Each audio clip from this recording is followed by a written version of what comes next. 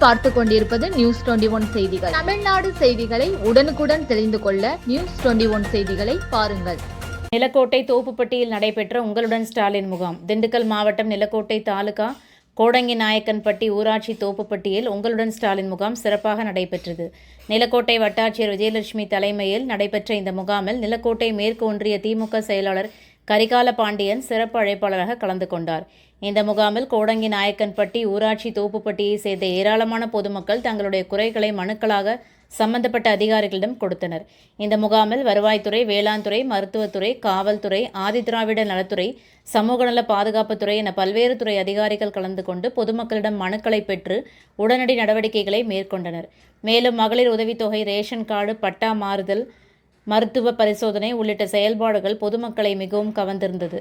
ஊராட்சி செயலாளர் முத்துக்குமார் முகாம் ஏற்பாடுகளை செய்திருந்தார். மேலும் ஒன்றிய பொறுப்பாளர்கள் வேல்முருகன், செல்வம் உள்ளிட்டோர் கலந்து கொண்டனர். நியூஸ் 21 செய்திகளுக்காக ரமேஷ்.